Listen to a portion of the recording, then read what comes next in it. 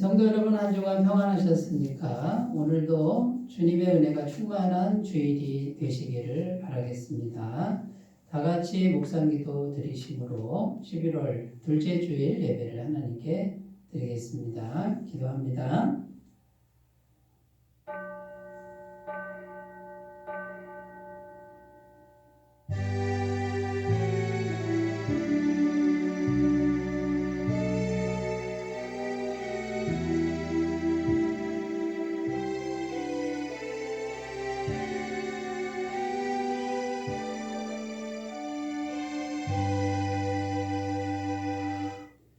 오라 우리가 여호와께로 돌아가자. 여호와께서 우리를 찢으셨으나 도로 낫게 하실 것이요 우리를 치셨으나 싸매어 주실 것임이라.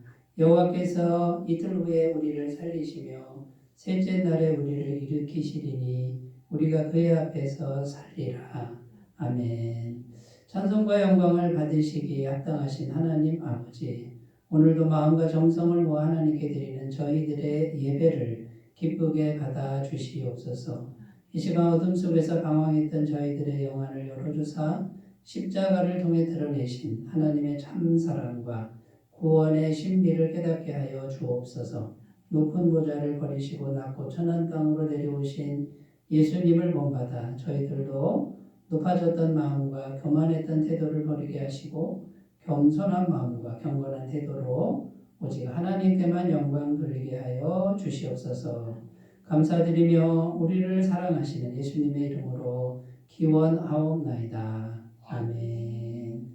다 같이 찬송가 38장을 함께 부르겠습니다.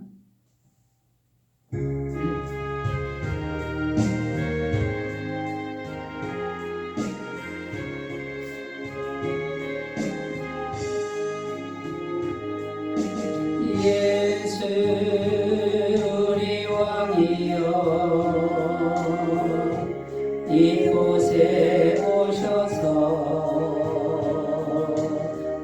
우리가 왕께 드리는 영광을 받아 주소서.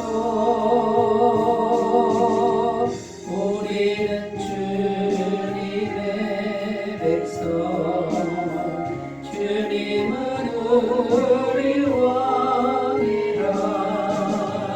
왕이신 예수님 오셔서 좌정 항상 다스리소서. 예수 우리 주시여 이곳에 오셔서 우리가 주께 드리는 찬양을 받아 주소서. 우리는 주님의 종들, 주님은 우리 주시라. 주 대신 예수님 오셔서 이 찬양을 받아주소서.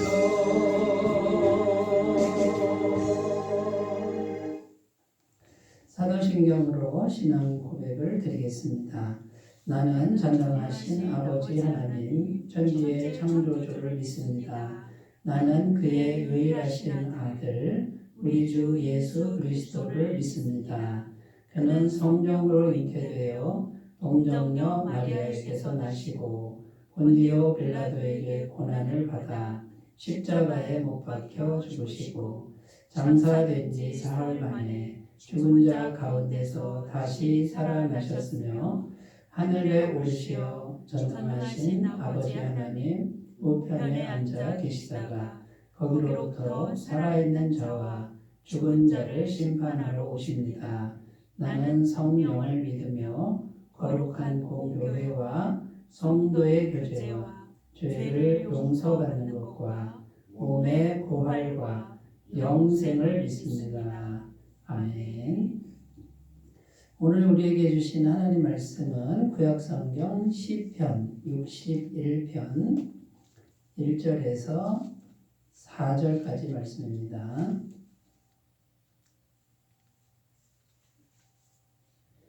시편 61편 1절에서 4절입니다. 구약성경 845페이지에 있습니다. 하나님의 말씀을 제가 봉독해 드리겠습니다. 하나님이여 나의 부르짖음을 들으시며 내 기도에 유의하소서. 내 마음이 약해질 때에 땅끝에서부터 주께 부르짖으오리니 나보다 높은 바위에 나를 인도하소서. 주는 나의 피난처시요 원수를 피하는 견고한 망대이심이니이다. 내가 영원히 주의 장막에 머물며 내가 주의 날개 아래로 피하리이다. 아멘. 네, 오늘 말씀의 제목은 나보다 높은 바위에 나를 인도하소서, 이런 제목으로 함께 은혜를 나누겠습니다. 설교 제목 자체가 기도문입니다. 누구의 기도문이냐면 다윗 왕의 기도문입니다. 그러니까 다윗이 왕이 된 후에 쓴 기도문이라는 거죠. 그래서 오늘 말씀의 주제는 기도가 되겠습니다. 이 기도는 너무나도 잘 아는 것입니다. 그리고 너무나도 중요하다는 것도 잘 압니다. 그러나 항상 갈급한 주제가 바로 이 기도라는 것이죠. 기도를 하느라고 하는데 항상 모자란 그런 마음을 우리가 항상 갖게 되는 것이죠. 기도는 아무리 강조해도 지나치지 않습니다. 늘 새롭게 강조되어야 할 주제가 바로 이 기도라는 것입니다.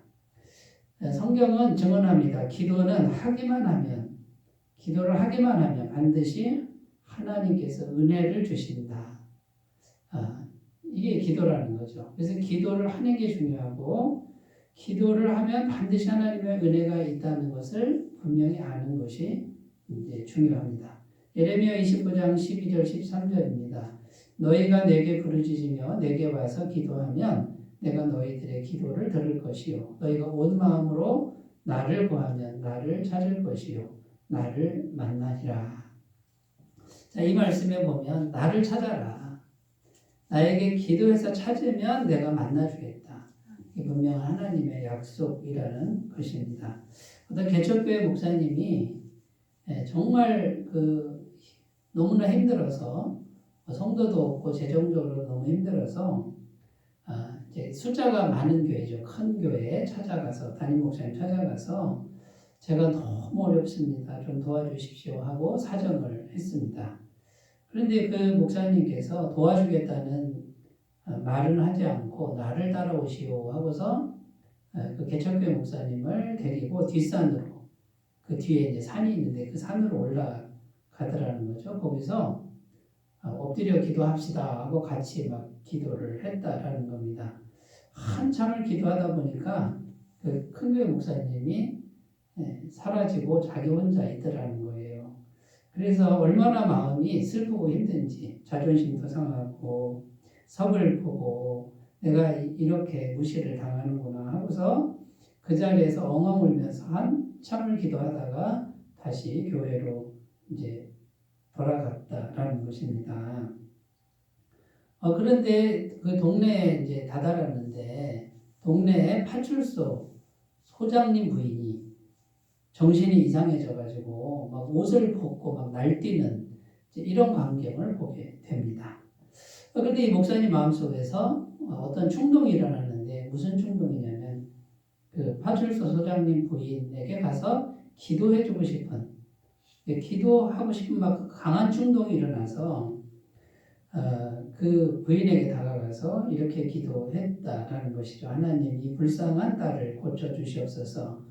나사렛 예수 그리스도의 이름으로 기도드립니다. 아멘. 이렇게 기도를 했는데, 아니 놀라운 사실이요. 기도를 하는데 이 정신이 이상해진 여인이 고분고분해지더니 제정신이 돌아오고 다음 주에 교회 출석을 하기 시작했는데, 부부가 같이 파출소장하고 같이 나오고 그 다음 주에는 가족이 나오고 그 소문이 퍼져서 동네 사람들이 많이 교회에 출석을 했다라는 것입니다.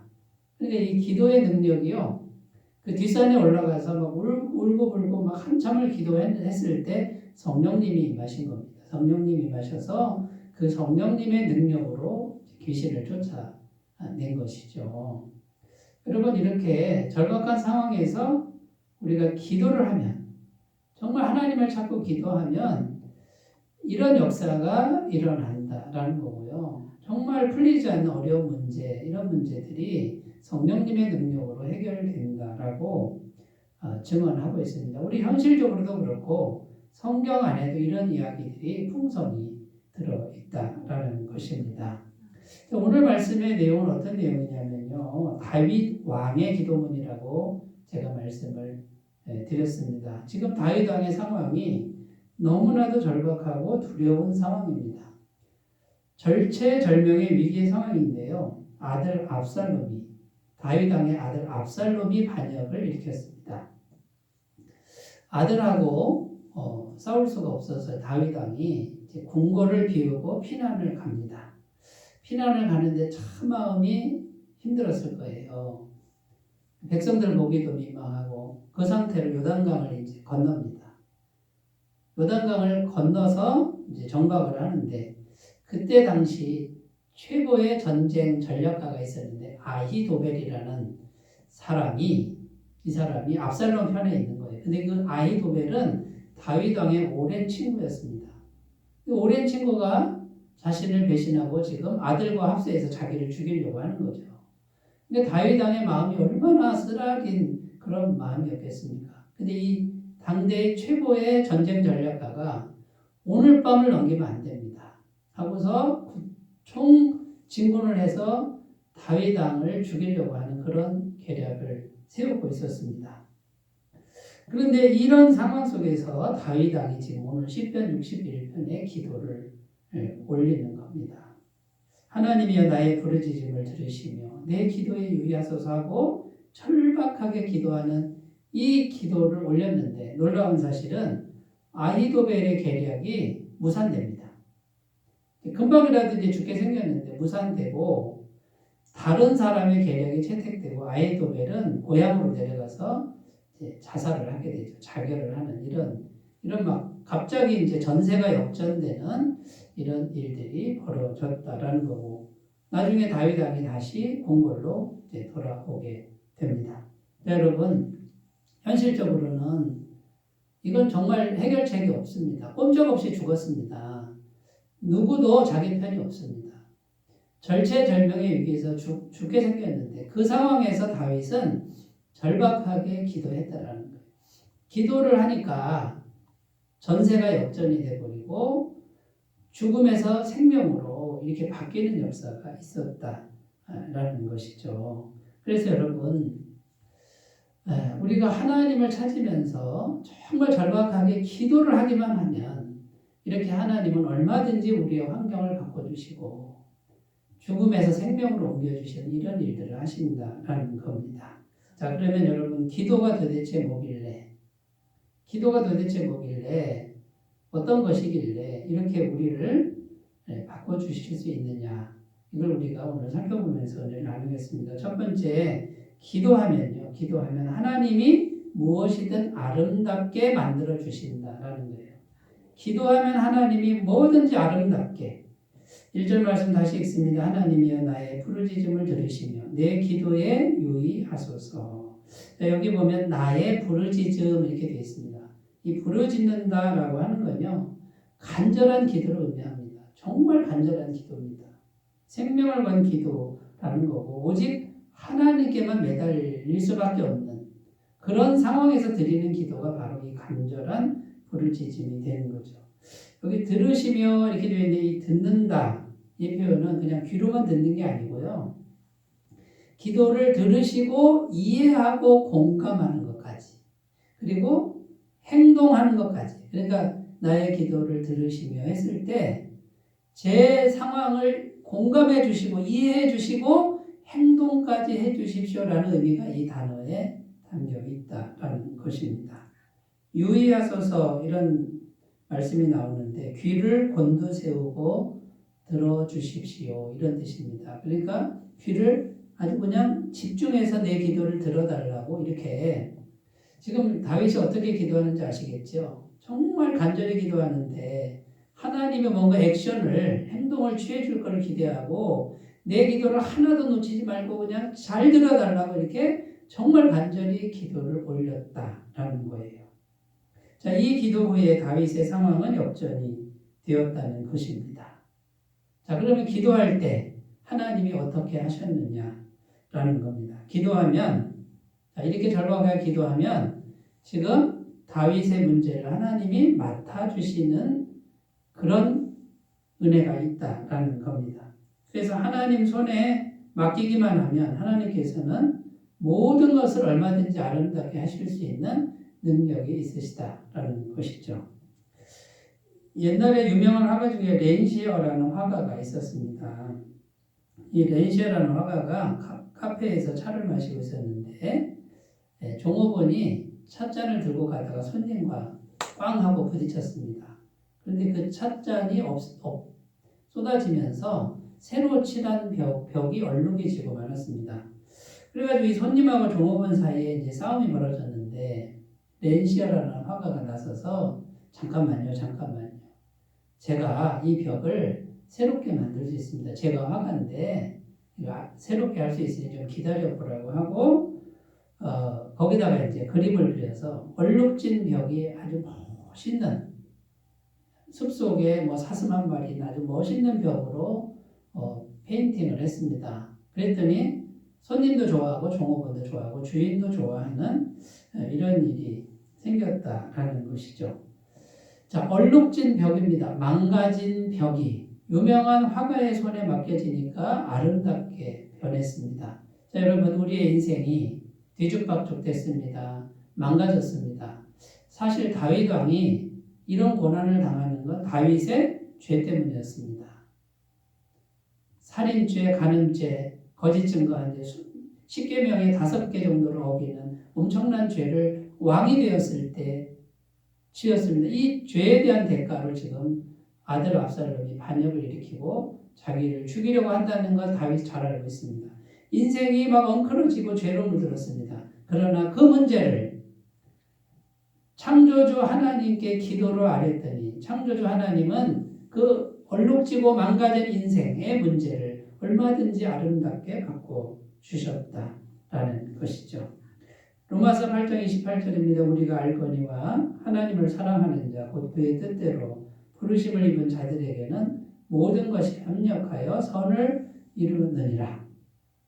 자, 우리에게 힘든 일이 있고 죄를 짓는 일도 있고 엉클어진 일도 있고 정말 이건 도저히 살 수 없는 그런 일들이 있습니다만 하나님께 부르짖어 기도하면 하나님이 그 모든 것을 선으로 아름답게 바꿔주신다.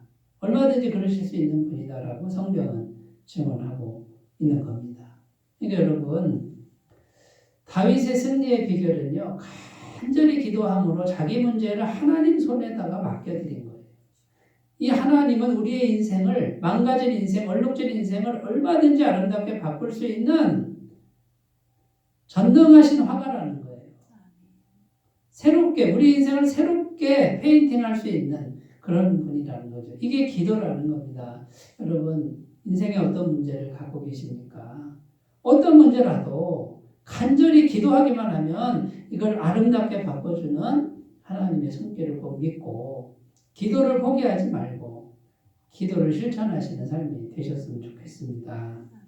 자, 하나님은 우리를 아름답게 하시는데 왜 아름답게 하시냐면 하나님은 우리의 아버지시라는 거예요. 우리를 사랑하시는 아버지시다라는 거죠. 마태복음 7장 11절입니다. 너희가 악한 자라도 좋은 것으로 자식에게 줄 알거든 하물며 하늘에 계신 너희 아버지께서 구하는 자에게 좋은 것으로 주시지 않겠느냐. 자, 우리가 자식이지만 그래요. 인생을 잘못 살았습니다. 근데 아버지한테 가서 나 잘못 살았으니 도와달라고 했을 때 아버지가 그걸 회복시켜 주지 않겠어요? 좋은 걸 주시지 않겠냐 그 말이에요. 우리 인간들도 그런데 우리의 자비로우신 하나님이 어떻게 좋은 걸 주시지 않겠느냐. 이런 뜻입니다. 여러분, 우리의 사랑하시는 아버지를 믿고 기도하셨으면 좋겠습니다. 그리고 하나님은 약속하셨습니다. 우리가 기도를 하면 하나님은 일하신다. 너희는 기도만 해라 내가 일은 내가 할게 이렇게 약속하셨다라는 거죠. 예레미야 33장 2절 3절입니다. 일을 행하시는 여호와 그것을 만들며 성취하시는 여호와 그의 이름을 여호와라 하는 이가 이와 같이 이르시도다. 너는 내게 부르짖으라. 내가 내게 응답하겠고 내가 알지 못하는 크고 은밀한 일을 내게 보이리라. 자, 일하는 건 내 몫이다. 너의 몫은 기도하는 것이다. 간절히 기도하는 것이다. 그러면 내가 일을 해서 성취도 하고 네가 알지 못하는 그 크고 은밀한 일을 너에게 보여줄 거야. 네가 상상할 수 없는 방법으로 내가 일할 거야. 이렇게 지금 약속하는 것을 꼭 믿으셨으면 좋겠습니다. 여러분 우리가 다윗처럼 어떤 상황, 절체절명의 위기의 상황일지라도 그것을 다윗처럼 간절히 하나님만 의지하면서 지속적으로 기도하시는 귀한 삶이 되셨으면 좋겠습니다. 자, 두 번째요. 기도가 뭐길래? 기도하면 하나님께서 우리 속에 들어오셔서 절망의 마음을 이기게 하신다라는 겁니다. 우리가 힘든 일을 당하고 정말 앞길이 보이지 않을 때 마음이 낙심하게 되어 있죠. 절망하게 되어 있습니다. 이 절망을 넣는 것이 마귀의 작전이고요. 이 절망만 하면요, 완전히 이제 못 일어나는 거예요. 완전히 무너뜨리는 게 바로 이 마음의 절망의 마음을 넣는 것이다 라는 거죠. 2절 말씀을 읽겠습니다. 내 마음이 약해질 때에 땅끝에서부터 주께 부르짖으오리니 나보다 높은 바위에 나를 인도하소서. 자, 2절 다윗은 이렇게 기도하는데 여기 내 마음이 약해질 때에 이렇게 표현합니다. 이 약해질 때라는 단어가 수위를 잇다 이런 의미가 있습니다. 그러니까 여러분 수위는 누가 입는 거죠? 죽은 사람이 입는 옷이 수위 아닙니까? 그러니까 내 마음이 약해졌다 이 말은요. 나는 마음이 죽은 상태가 됐다 이런 뜻이에요. 수위를 입은 것처럼 시체처럼 됐다 이런 의미가 있는 겁니다. 자, 이렇게 완전한 절망, 그 죽음의 그림자가 마음을 짓누르고 있는데 내가 땅끝에서부터 부르짖으오리니 그래도 나는 기도를 하겠다라는 거예요. 시체처럼 된 마음, 그 상태 얼마나 힘듭니까? 근데 땅끝에서부터 부르짖으오리니 나보다 높은 바위에 나를 인도하소서. 이 말은 내가 도달할 수 없는 먼 곳에 선 바위. 나보다 높은 바위가 이게 잠깐 높은 바위가 아니고요. 저 위에 있는 바위 거기로 나를 옮겨달라고 이렇게 기도하고 있는 거예요.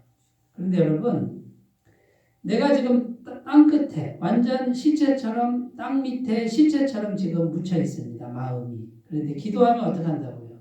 들어서 저 위에 하나님 계신 지점까지 나를 올려주신다. 뭐가요? 기도가. 그런 의미가 2절 말씀에 있다라는 것이죠. 자, 여러분 하나님께는요. 환경이 중요한 거예요. 환경은 얼마든지 하나님 바꾸실 수 있습니다. 그런데 환경보다 더 중요한 게 마음속의 절망인데 이 우리가 절망을 하게 되면 하나님도 속수무책이라는 거예요. 영이신 분은 우리의 마음을 필요로 하고 인격을 필요로 하는데 우리가 조금이라도 희망을 갖고 조금이라도 기도를 하면은 하나님이 들어오실 틈이 있어요. 그런데 우리가 완전히 절망해버리고 마음은 닫아버리면 영이신 분이 못 들어오는 거예요. 도와주실 수가 없다라는 것이죠. 그래서 예수님께서 복음서에 보면 병자들을 고칠 때 내 믿음대로 될지어다 이렇게 되어 있단 말이에요. 그게 뭡니까?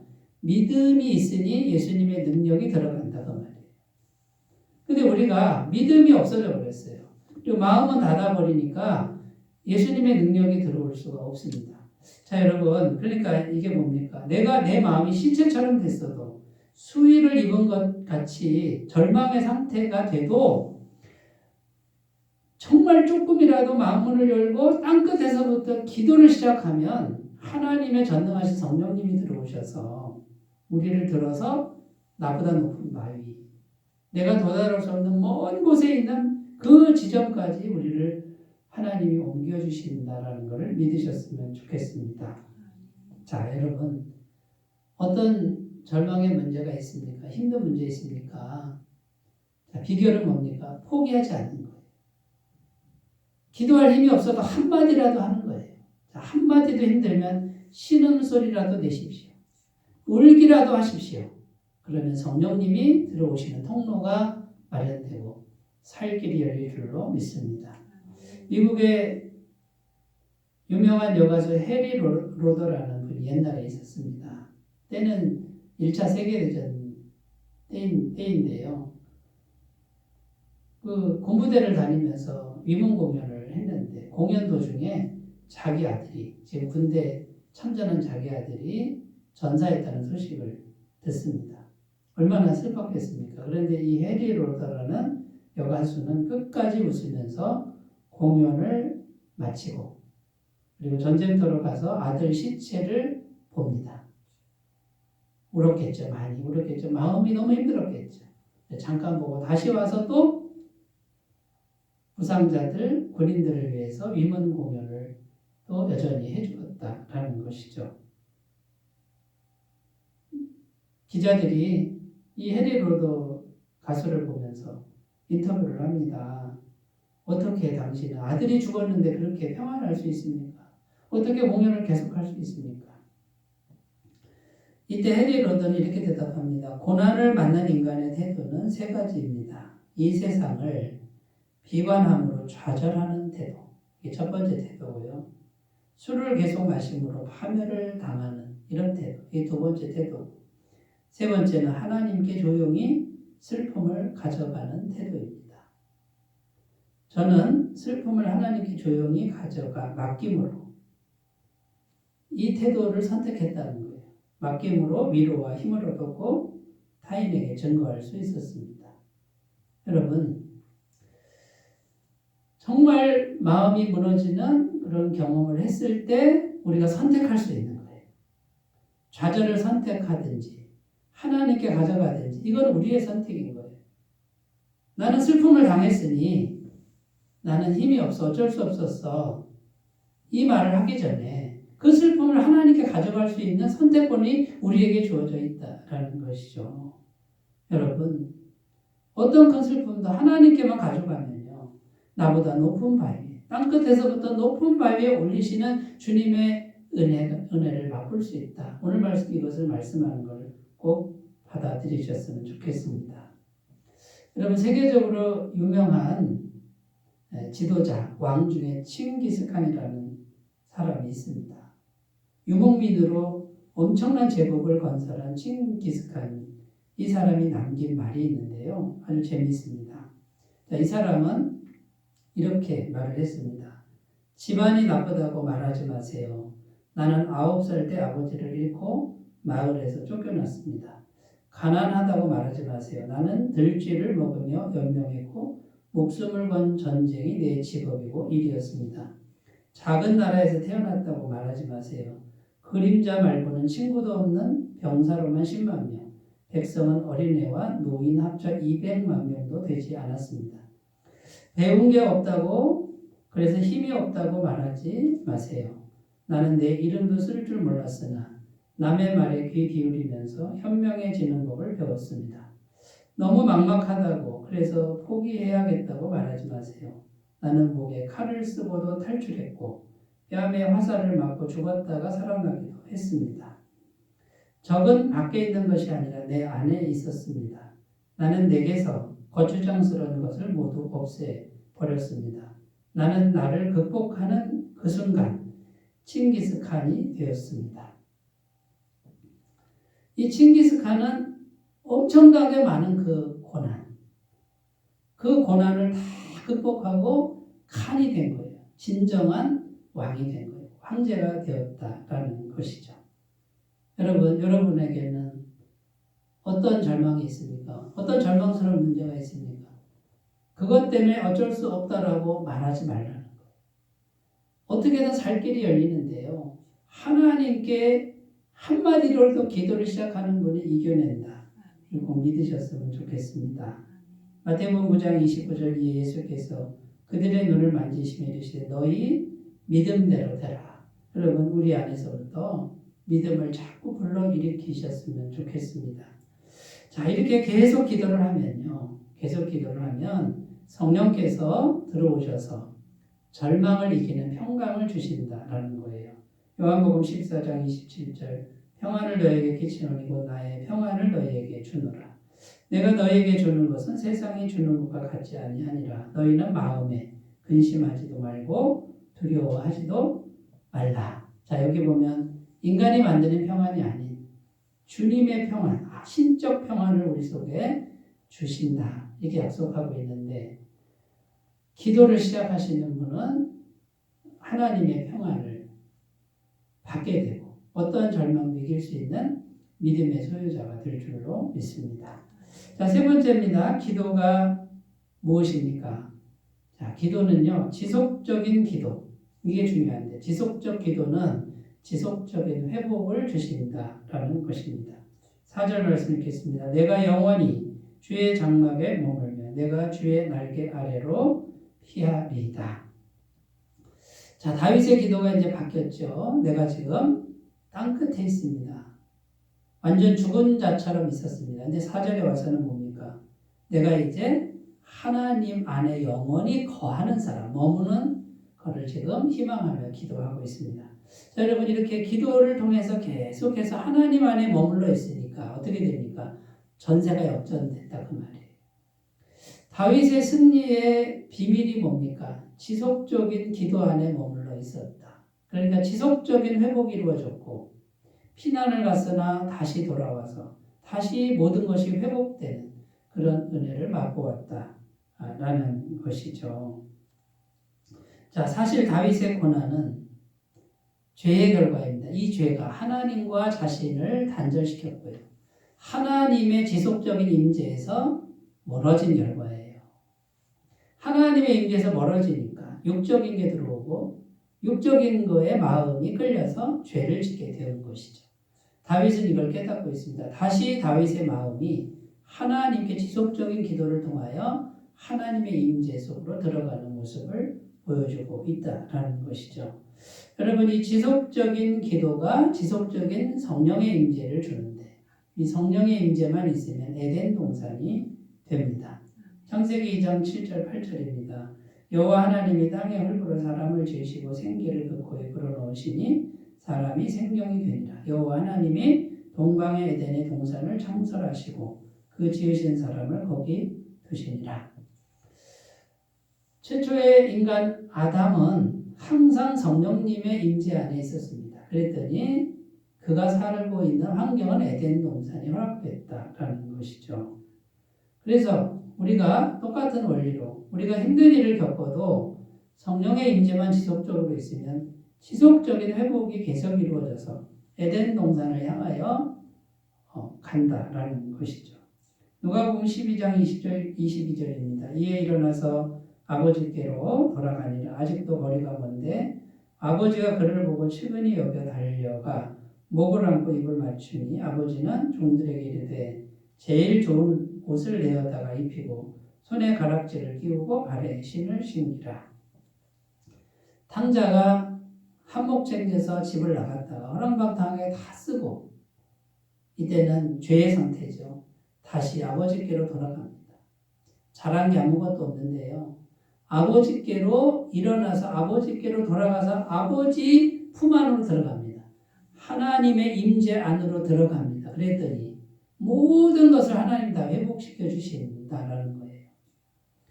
지속적인 기도를 통해 지속적인 성령님의 임재를 이루십시오. 지속적인 회복. 모든 것이 다 회복됩니다.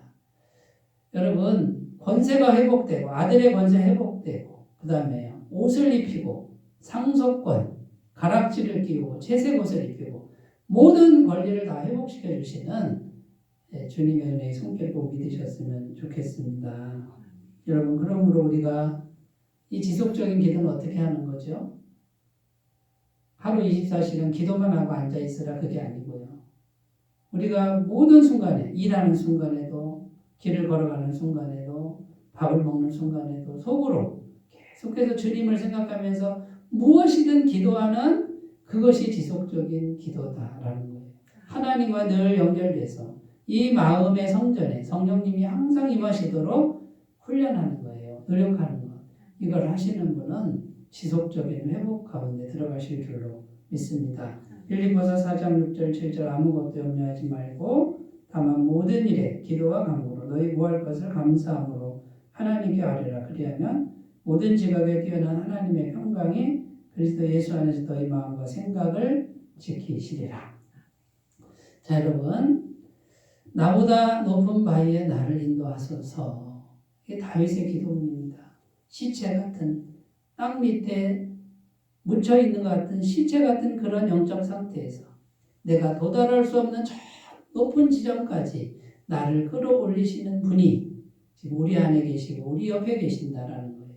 그분께 우리가 해야 될 일은 울기라도 하고 이름이라도 부르고 기도를 시작하고 지속적인 기도까지 나아가시는 분은 모든 것이 회복되고 지금의 전세가 역전되는 놀라운 은총의 주인공들이 될 줄로 믿습니다. 날마다 승리하시기를 바라겠습니다. 기도합니다. 하나님 아버지 감사합니다. 우리에게 기도할 수 있는 그런 힘을 주시고 환경을 주신 것 감사합니다. 내가 죽은 것 같은 그런 상태가 되었을지라도 땅 끝에서부터 하나님을 찾기만 하면 다시 올려주시고 회복시켜주시는 주님의 약속을 믿고 오늘 다시 새롭게 기도를 시작할 수 있도록 도와주옵소서.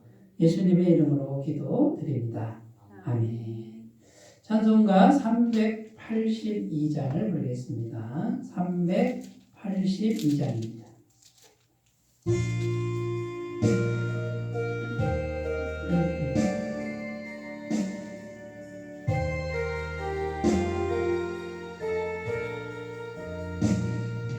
너 근심 걱정 말아라. 주 너를 지키리. 주 날개 밑에 거하라. 주 너를 지키리. 주 너를 지키리. 아무 때나 어디서나 주 너를 지키리. 늘 지켜주시리. 어려운 낙심될 때에 주 너를 지키리. 위험한 일을 당할 때 주 너를 지키리. 주 너를 지키리. 아무 때나 어디서나 주 너를 지키리. 늘 지켜주시리. 너 슬픈 일이 하시고 주 너를 지키리. 구하는 것을 주시며 주 너를 지키리. 주 너를 지키리. 아무 때나 어디서나 주 너를 지키리. 늘 지켜주시리. 어려운 시간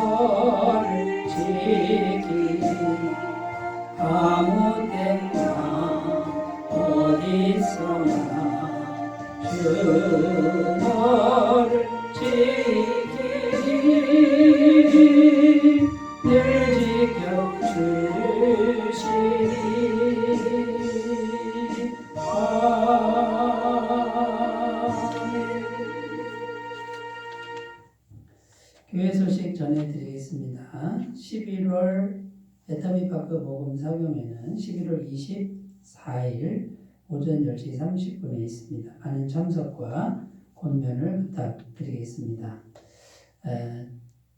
다음 주일입니다. 11월 19일 주일은 추수감사 주일로 지키고요. 예배 시간에 성찬식이 있습니다. 추수감사 주일은 한 해 동안 베풀어 주신 은혜에 감사하는 절기입니다. 기독교 대한감리회 연합 동부지방의 모임이 11월 13일 월요일 오전 11시 본교회에서 있습니다. 함께 기도해 주시면 감사하겠습니다. 다른 광고는 주고 참조하시고 찬송가 1장 부르시고 촉도로 예배를 마치겠습니다.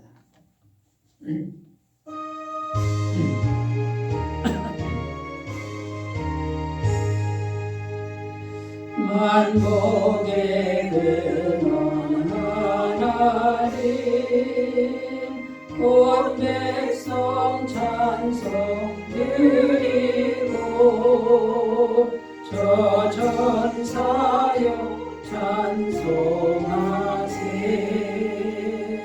전송 성부 성자 성령